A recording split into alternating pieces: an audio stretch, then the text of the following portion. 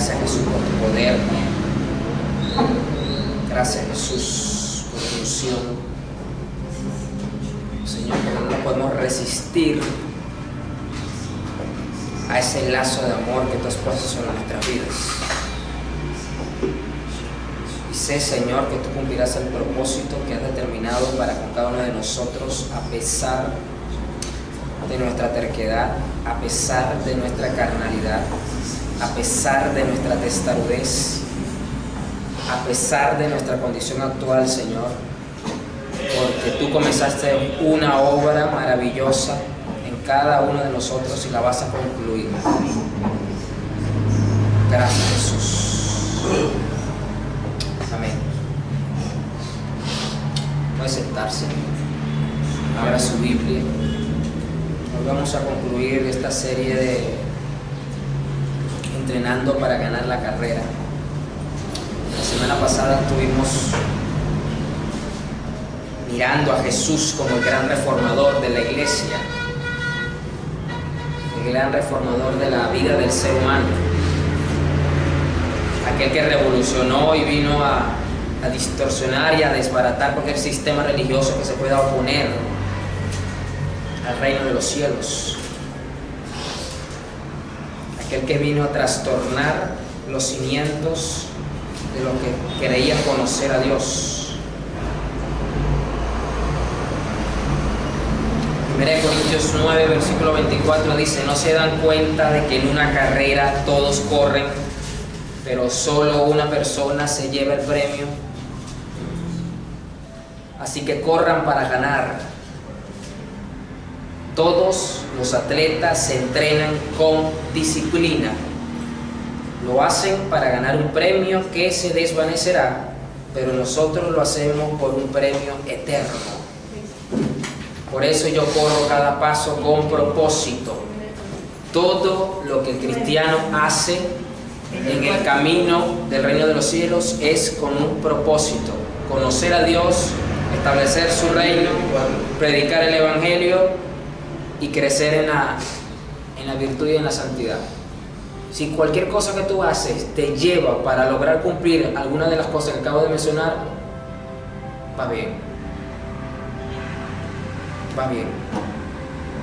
Por eso yo corro cada paso con propósito. Viene aquí una pregunta que Pablo no está haciendo, sino la hago yo. Cada paso que tú estás dando, lo estás dando con un propósito. No importa si diste 3 pasos en el año o si diste 700 pasos en el año. La pregunta es, esos pasos que diste, ¿lo diste con un propósito? La disciplina que tienes te llevó a dar ese paso. Esa aquí es la pregunta, porque encontramos muchas predicaciones diciendo avanza, avanza, Dios te va a bendecir, Dios te va a abrir puertas, esto, lo otro, avanza. Pero aquí vemos que el avanzar no es simplemente por avanzar, no es simplemente por decir estoy haciendo algo. Está cada paso con un propósito. Asegúrate entonces de que cada paso que des de ahora en adelante sea con un propósito, pero asegúrate también, como parte de este mensaje, que tengas una disciplina sólida en cada uno de los puntos que hemos mirado en esta serie. No solo doy golpes al aire. Es tremendo que Pablo diga: yo corro cada paso con propósito, aún sabiendo que los pasos finales de Pablo en su vida lo iban a conducir a la cárcel, lo iban a conducir a esperar la muerte de parte del emperador Nerón. Pablo dijo: me es necesario ir a esa ciudad, tengo que dar ese paso.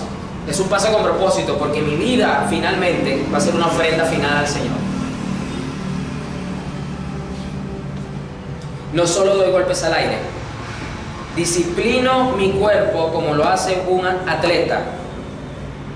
Lo entreno para que haga lo que debe hacer.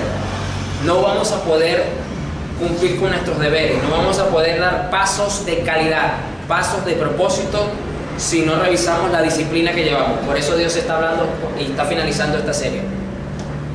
De lo contrario, temo que después de predicarles a otros, yo mismo quedé descalificado. Yo mismo quedé descalificado. Ese ha sido el texto base de esta serie. porque hoy vamos a ver casos puntuales. Vamos a ver unos casos puntuales en las Escrituras. Mejor dicho, vamos a contrastar dos casos puntuales en las Escrituras. Quiero que vayamos a Éxodo 40. Éxodo 40. Leo rápidamente. El tabernáculo queda terminado, se llama este capítulo. Luego el Señor le dijo a Moisés: levanta el tabernáculo el primer día del nuevo año, coloca adentro el arca del pacto y cuelga la cortina interior para encerrar el arca dentro del lugar santísimo. Luego manda traer la mesa y acomoda los utensilios sobre ella. Además manda traer el candelabro e instala las lámparas. Ubica el altar de oro para el incienso frente al arca del pacto. Después cuelga la cortina en la entrada del tabernáculo. Coloca el altar de las ofrendas quemadas delante de la entrada del tabernáculo. Pone el lavamanos entre el tabernáculo y el altar y llénalo de agua. Luego arma el atrio alrededor de la carpa y cuelga la cortina de la entrada del atrio. Hasta aquí ya, evidentemente, para poder Moisés colocar todas las cosas en el lugar que Dios le está diciendo, es porque ya todo estaba construido, ya todo estaba decorado, ya todo estaba acabado como Dios lo había planteado, y ahora lo que faltaba era simplemente instalarlo, más nada. Así que esto era sumamente rápido porque ya todo estaba listo. Y eso es básicamente lo que Moisés ahora está haciendo. Y luego, versículo 9, toma el aceite de la unción y unge el tabernáculo junto con todo el mobiliario a fin de consagrarlos y para que queden santos. Unge el altar de las ofrendas quemadas y sus utensilios a fin de consagrarlos. Entonces el altar será completamente santo. Luego unge el lavamanos y su base a fin de consagrarlos. Lleva a Aarón y a sus hijos a la entrada del tabernáculo y lávalos con agua. Ponle a Aarón las vestiduras sagradas y úngelo, y así quedará consagrado para servirme como sacerdote. Luego haz que se acerquen sus hijos y vístelos con sus túnicas. Úngelos como ungiste a su padre para que ellos también me sirvan como sacerdotes. Y al ungirlos, los descendientes de Aarón quedan apartados para el sacerdocio por siempre, de generación en generación. Básicamente esto es la parte final, ya está todo en su lugar, todo está hecho. Ahora vamos con el protocolo de los que se van a encargar de esto. Todo el mundo vestido, ungido, oramos, fino, muñequitos de torta, todo. Perfecto. La parte final, después de todo lo que Dios le manda hacer. Y viene el punto donde quiero hacer énfasis. Versículo 16. Moisés hizo todo lo que el Señor le había ordenado.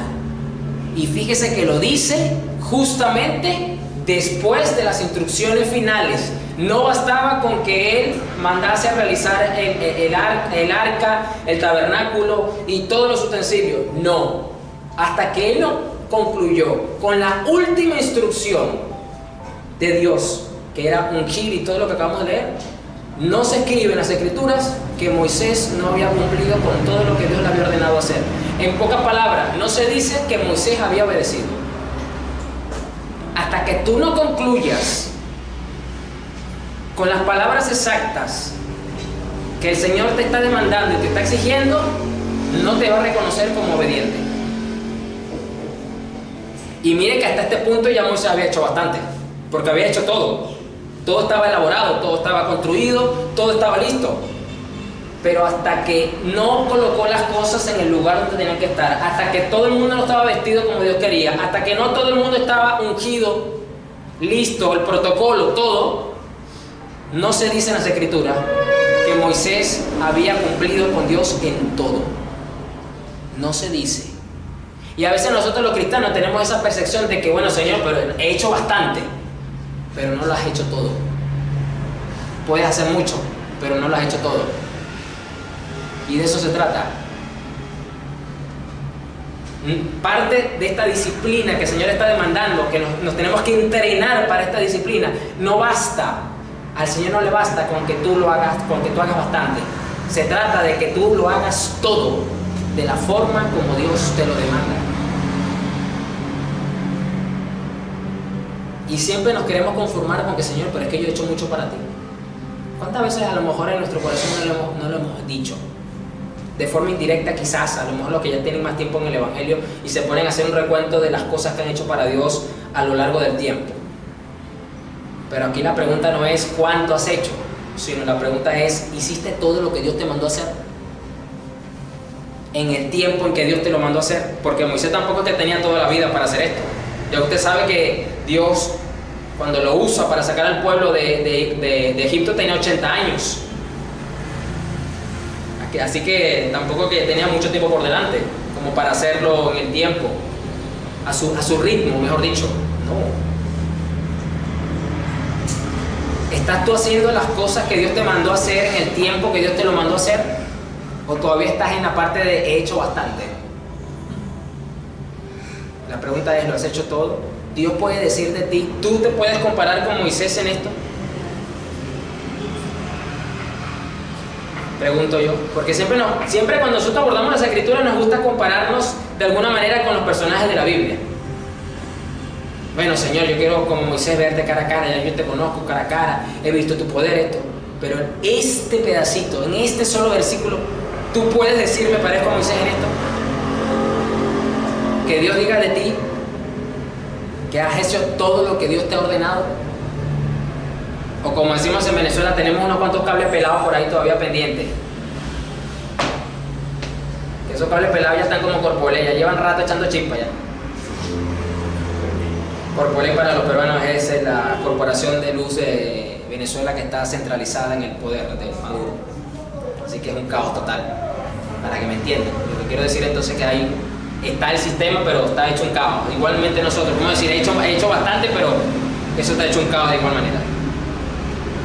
Podemos nosotros, Moisés hizo todo lo que el Señor le había ordenado. Me gusta un poco más como lo dice la Reina Valera. ¿Quién tiene la Reina Valera que lo lea, por favor? Porque no estoy leyendo la NTV, ¿cuál es el puro NTV? Pero sí leí la Reina Valera antes de... ¿Qué verso? El 16. El 16.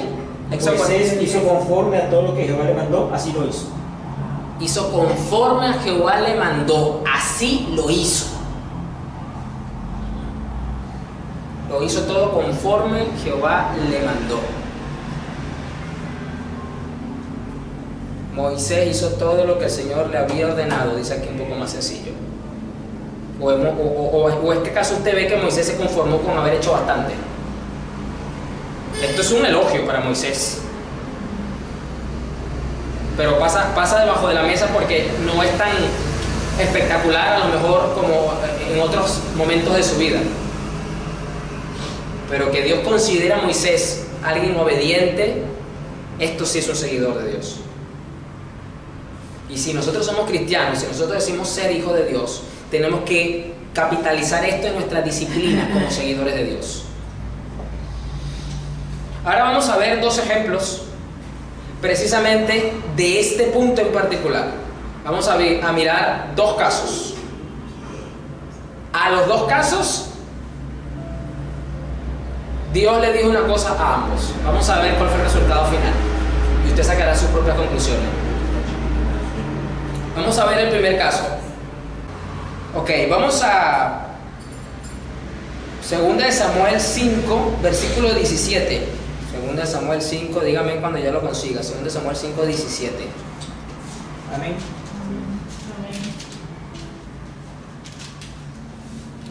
David tenía poco tiempo de haber sido nombrado rey de Israel, así que tenía poco de haber agarrado el poder, pero ya era rey. Contaba con el favor de Dios, la gente estaba agradada. Pues evidentemente la noticia empezó a esparcirse por todos los vecinos y pues llegó a oído ya de uno de los, vamos a decirlo así, de los archienemigos de Israel, como eran los filisteos. Los filisteos siempre tuvieron guerra con Israel. Y dice el versículo 17, cuando los filisteos se enteraron de que David había sido ungido rey de Israel, movilizaron todas sus fuerzas para capturarlo. Es decir, no les agradó la idea de que David fuera rey. Porque recuerda que antes de David ser rey, que estaba a las órdenes de Saúl, cuando todavía Saúl estaba de buenas, que no lo intentaba matar y perseguir y toda la cosa, él fue un buen comandante militar de las filas de Saúl y bastante guerra le dio a los filisteos y bastantes victorias Dios le dio a Israel con la mano de David. Así que había historia entre los filisteos ya y David. Por lo tanto, pues los filisteos no lo miraban con buenos ojos. Así que quisieron capturarlo. Pero le avisaron a David que venían. Así que entró en la fortaleza. Es decir, los filisteos estaban envalentonados, estaban crecidos y no solamente querían capturarlo, sino que lo subestimaron. Le vamos a notificar que lo vamos a capturar. Estaban muy confiados de que lo iban a lograr. Y David pues se fue a la fortaleza, es decir, al castillo. Versículo 18, los filisteos llegaron y se desplegaron por todo el valle de Refaim. Fíjese, entró Israel en tiempo de guerra y los filisteos rodearon el castillo, la ciudad, o sea, la cosa estaba seria. Los filisteos dijeron, vamos por ti, no te tenemos miedo. Te lo estamos diciendo, con fecha y hora y hasta WhatsApp te podemos pasar si tú quieres para que sepa cuándo vamos, para que nos espere. Y por todo el valle de Refaim lo sitiaron completamente. Y le recuerdo, como ya yo lo dije, David no era un bebé, David no era un novato en tema de guerra, David ya tenía experiencia militar. David no era cogido de lazo, David no era un nene, un bebé. David no iba a salir corriendo, se fue a protegerse, como humanamente hablando cualquiera haría, pero no simplemente fue a consultar con los comandantes de batalla a ver qué vamos a hacer. Versículo 19. Entonces David le preguntó al Señor, ¿debo salir a pelear contra los filisteos? ¿Los entregarás en mis manos? Yo pregunto, si David ya tenía experiencia militar, ya conocía a los filisteos, porque lo había hecho ya cuando estaba bajo la autoridad de Saúl. Ahora es rey, tiene fuerza militar, tiene conocimiento militar. Yo pregunto, ¿era necesario que le consultara al Señor si peleaba o no contra los filisteos, sabiendo que él como rey tenía que defender su reinado? ¿Qué hubiese hecho usted? La lógica humana dice, si yo soy rey, tengo experiencia militar, sé quiénes son ellos, yo me tengo que defender. Es lo más lógico. Pero aquí dice que David le preguntó al Señor en la fortaleza, ¿debo salir a pelear contra los filisteos? ¿Los entregarás en mis manos? Una de las cosas con las que tú y yo tenemos que combatir para poder combatir a los filisteos, a los enemigos de nuestra fe, a los enemigos que se oponen a esos pasos con propósito que tenemos que dar, es primero la autoconfianza. Es la habilidad de que yo sé, porque yo conozco al Señor, porque yo sé palabra. O sea, nosotros como cristianos podemos tener un auto-orgullo en nuestra formación, en nuestra experiencia, en nuestro conocimiento evangélico. No, porque es que yo sé, porque es que yo oro, porque es que yo ayuno, porque es que yo vigilo, porque es que yo... Y siempre esto lo enfocan a nivel de habilidad natural, como en el caso de David. Pero es que este es el punto.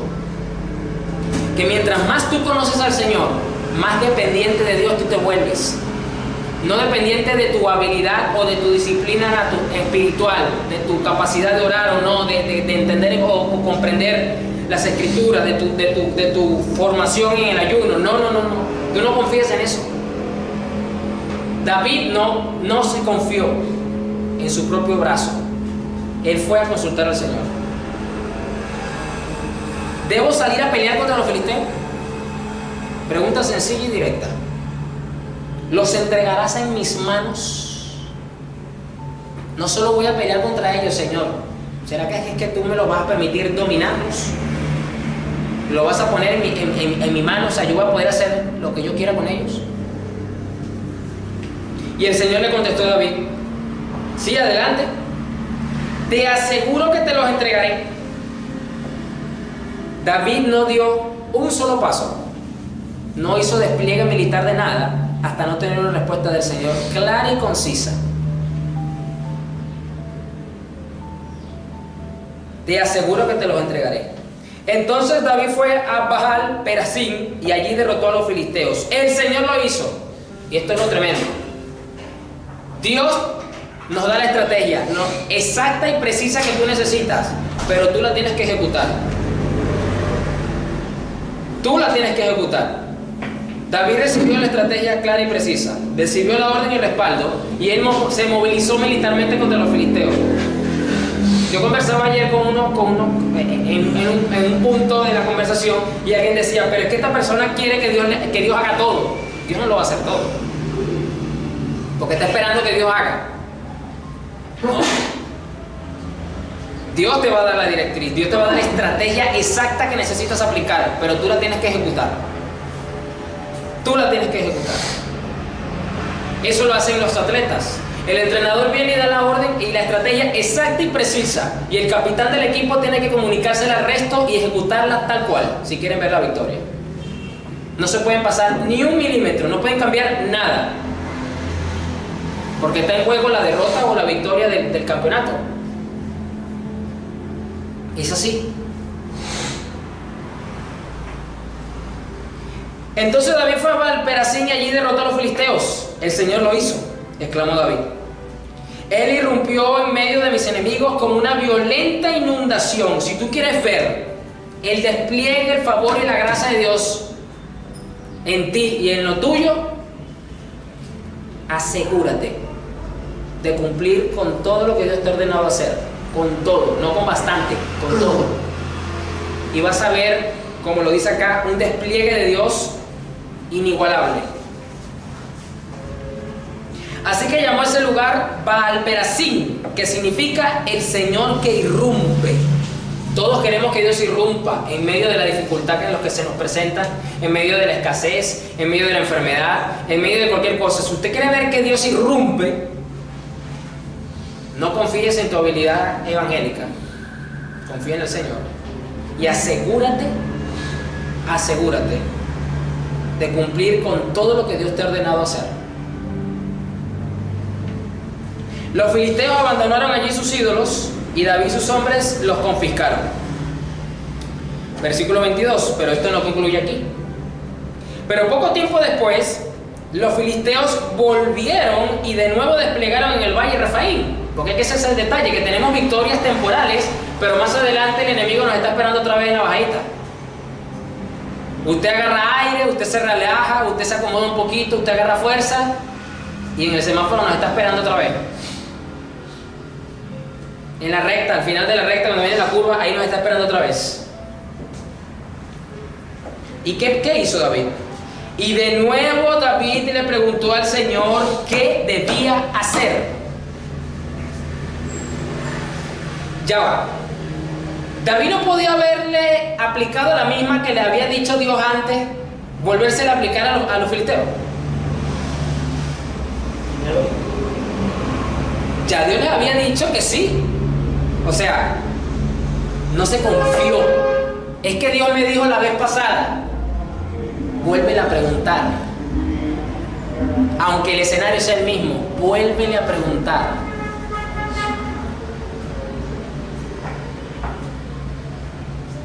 No, escuche. De nuevo David le preguntó al Señor qué debía hacer. Y miren lo que le dio el Señor. No los ataques de frente, le contestó el Señor. Menos mal que David le preguntó al Señor. ¿Sabe por qué? Porque los filisteos no eran tontos. Los filisteos ya sabían la estrategia que David iba a usar. Y ahora, como ya sabemos que va a venir, ya le tenemos el contraataque.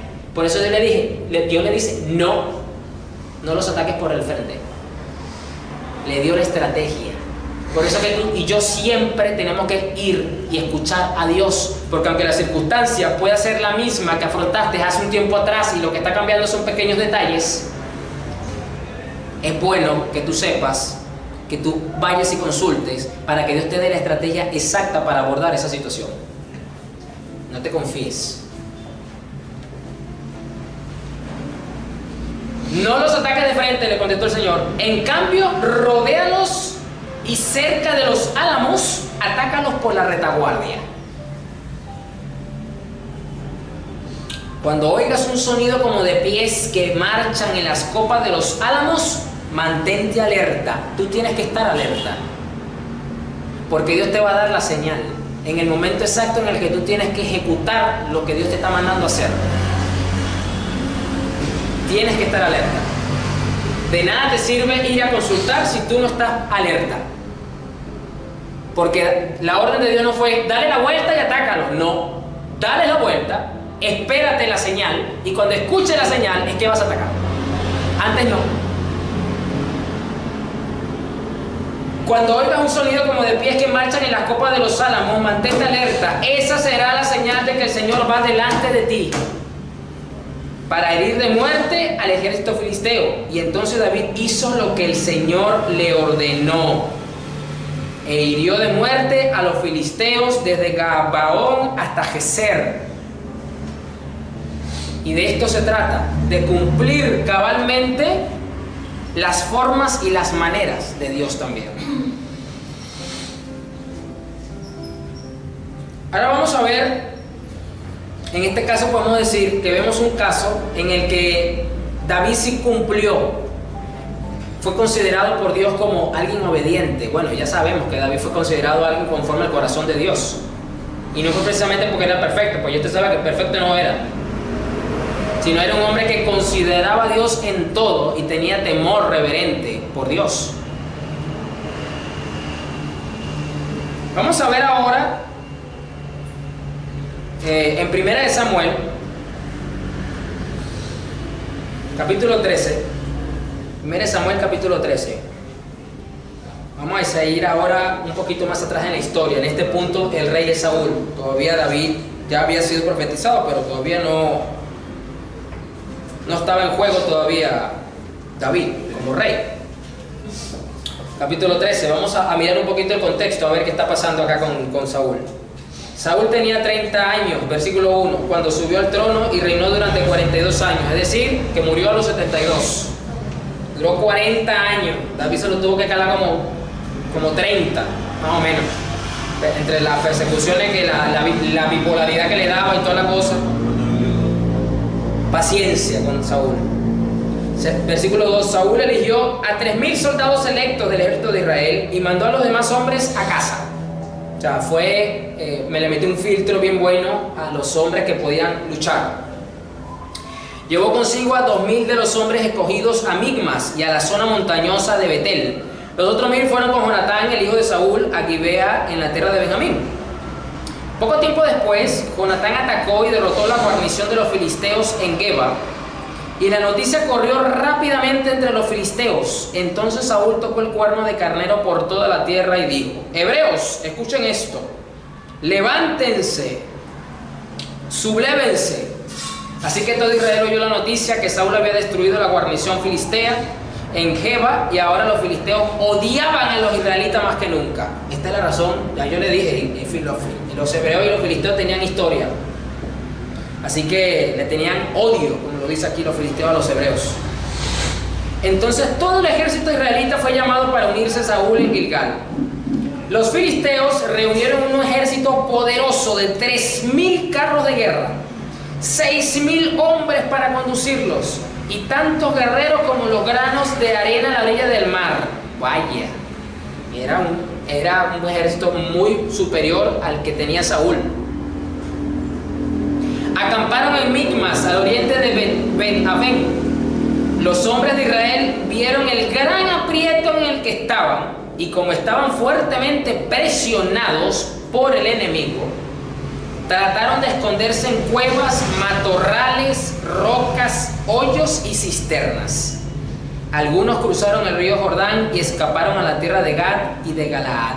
Se vieron sobrepasados y la presión fue tan grande que buscaron esconderse en diferentes sitios. Lo mismo ocurre con nosotros los creyentes. Cuando nosotros le propinamos un ataque al enemigo y le hacemos daño, y el enemigo, sentimos que la boca del infierno se nos abre y se nos pone enfrente, y sentimos una presión enorme, y nosotros lo que queremos es escondernos.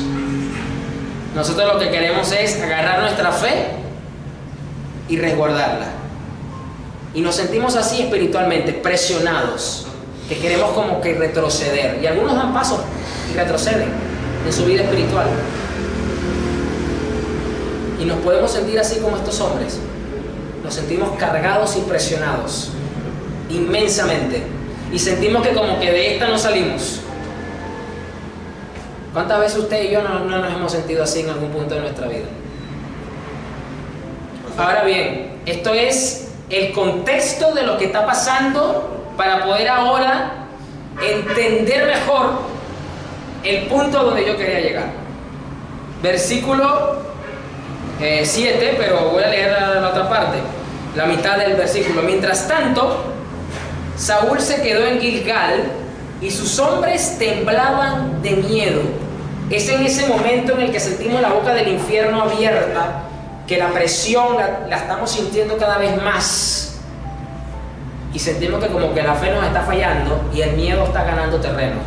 La incredulidad, la ansiedad.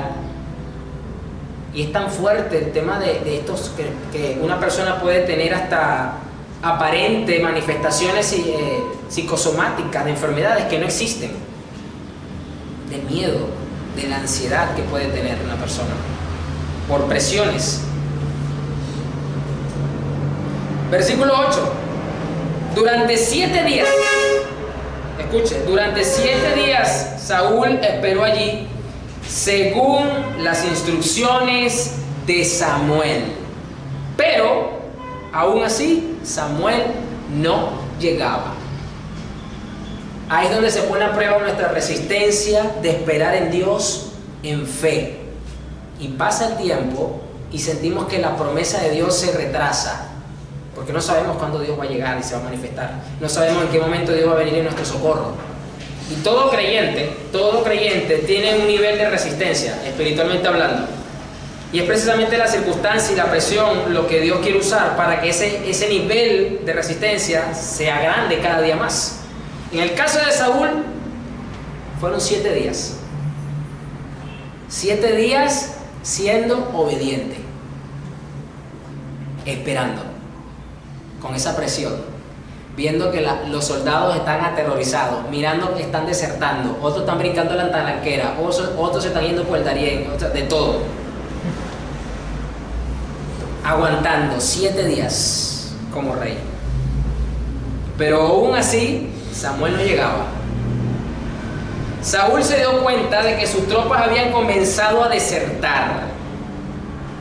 De modo que ordenó: tráigame la ofrenda quemada y las ofrendas de paz. Es allí en ese punto de mayor presión, cuando vemos que las cosas a nuestro alrededor se nos están como cayendo de a poco, las cosas están retrocediendo, que Dios no termina de manifestarse, que entonces nosotros empezamos a hacer otras cosas espirituales para buscar revertir la situación que tenemos y que la presión, el miedo de la circunstancia. Y Saúl mismo sacrificó la ofrenda quemada. Precisamente cuando Saúl terminaba de sacrificar la ofrenda quemada, llegó Samuel.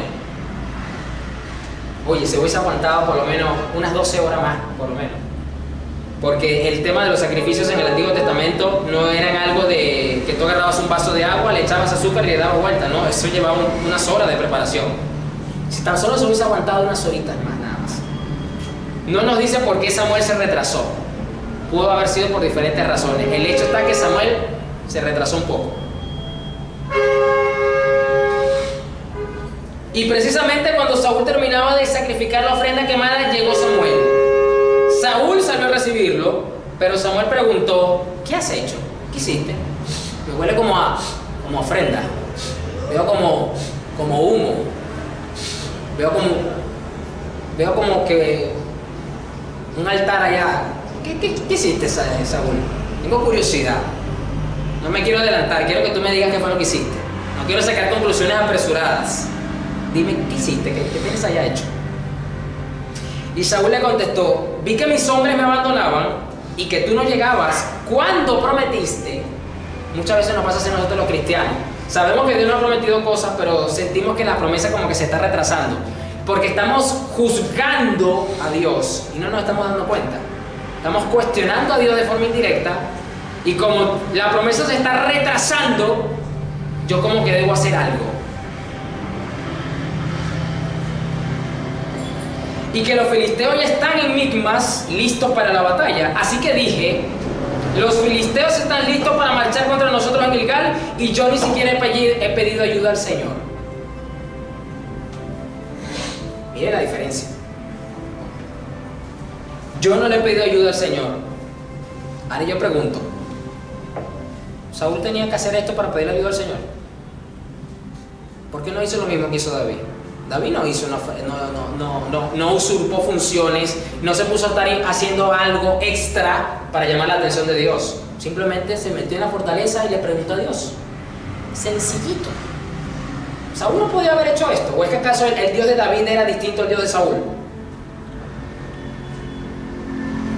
Entonces fíjense cómo nosotros, cuando entonces la presión, el miedo, la ansiedad nos están ganando terreno y empezamos a hacer algo extra espiritualmente hablando, nos autojustificamos. Es que yo necesitaba la dirección de Dios, es que yo necesitaba buscar a Dios.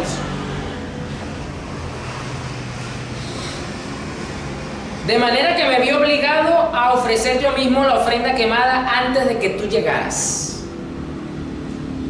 Versículo 13. ¡Qué tontería!, exclamó Samuel. Escuche, no obedeciste al mandato que te dio el Señor tu Dios. Si lo hubieras obedecido, el Señor habría establecido tu reinado sobre Israel para siempre. ¿Y cómo comenzamos leyendo? Que Saúl obedeció durante 7 días.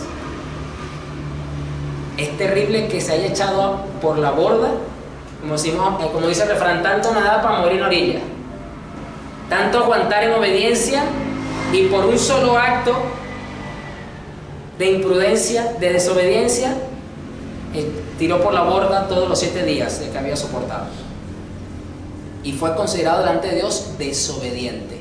A veces los cristianos creen que Dios va a tener algún tipo de acto de misericordia cuando, voy a poner un ejemplo, que tú tengas 40 años en el Evangelio y 39 años en obediencia y el último año fue un desastre. Y Dios tiene que tener misericordia de ti porque tú tuviste 39 años de obediencia. Pero es que esto se trata de obediencia de principio a fin. No por cuotas. Dios no es un banco que dice, bueno, te voy a dar esto porcentaje porque cumpliste con esta cuota. No. Lo vimos con Moisés. Moisés fue considerado obediente porque hasta lo último cumplió con todo lo ordenado por Dios. No importó lo mucho, lo bastante que hizo, sino hasta el final.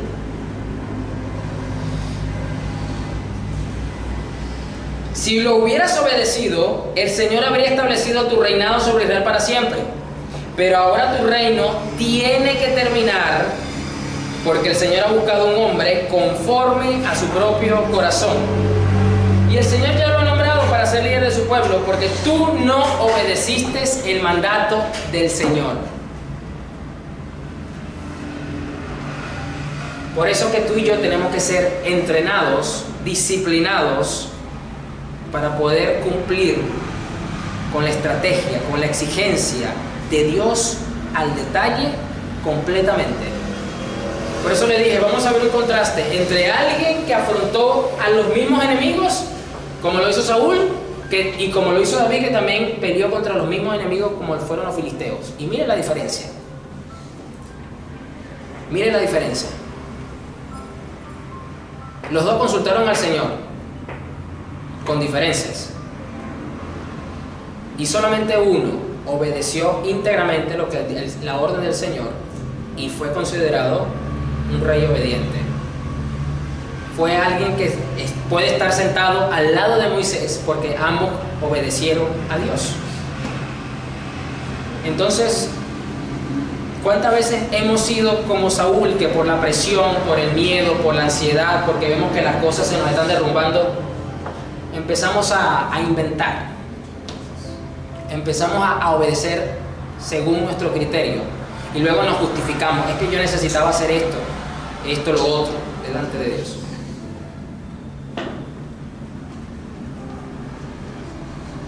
Póngase sobre su pie. Esta palabra iba a ser corta, pero era necesaria.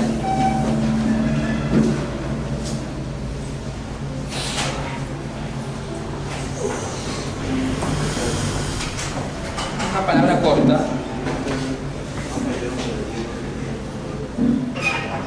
Y voy a cerrar nuevamente con las palabras de Éxodo 40:16. Moisés hizo todo lo que el Señor le había ordenado. Lo interesante cuando tú lees estas palabras es que a Moisés no le importaba su gusto. Porque la Biblia no nos dice si a Moisés le gustaba el diseño del arca del pacto. La Biblia no nos dice si a Moisés le gustaba el color de la cortina. La Biblia no nos dice si a Moisés le agradaba el diseño de los ángeles que tenía la tapa del tabernáculo. Simplemente dice, Moisés cumplió con todo lo ordenado. Punto. Punto. Si nos vamos a detener sobre algunos detalles de las exigencias que Dios nos exige a nosotros, ocupémonos entonces de que esos detalles sean del agrado de Dios y no tanto del agrado de nosotros. Para que así de esa forma, como dijo Pablo en Corintios, demos pasos con propósito. Y así, en este año que está terminando, podamos terminarlo por lo menos dando los pasos que Dios quiere que demos. Y no simplemente avancemos por avanzar, como decimos acá cuando estamos en la calle en el tráfico. Avanza, pues, avanza, causa, avanza. No. Que no simplemente sea avanzar por avanzar, sino que demos pasos con propósito, como Dios quiere que lo demos. Si Dios te está exigiendo que termines este año y que des 4 pasos, asegúrese de que esos 4 pasos usted los esté dando conforme a lo que Dios le está exigiendo. Si a ti Dios te está exigiendo 40, pues dele, que le queda poco tiempo para terminar el año. Asegúrese de dar esos 40. Y ya deje que el año que viene, que ya está, llegue. Ocupémonos ahorita de terminar el año. De que seamos disciplinados de esta forma para cumplir con las estrategias y con la directriz exacta de nuestro entrenador principal, que es el Señor. Amén. Así que vamos a orar. Señor, gracias. Gracias, Señor. Porque tú hablas en nuestras vidas. Porque tú nos muestras, Jesús, lo que tú demandas de nosotros. Que quieres que estas palabras, Señor, que tú dejaste como testimonio de la vida de Moisés, de este reflejo de la vida de David, Señor, y aún de la misma vida de Saúl, nosotros reflexionamos sobre ella, meditemos en nuestros caminos, Señor, y miremos si los pasos que hemos dado hasta ahorita y los que estamos dando son con propósito y conforme a tu voluntad, Señor. Padre, glorifícate en la vida de cada persona que ha escuchado este mensaje, que sea realmente de bendición, Señor, que no sean palabras que caigan, Señor, por tierra, que ellos puedan aferrarse a cada una de ellas y ponerlas por obra, Padre, para que así sea de provecho para sus almas, para su vida, para su familia, Señor, para todo su ser, Padre, y así juntos como iglesia te glorifiquemos y te honremos eternamente, Padre. Gracias, Señor.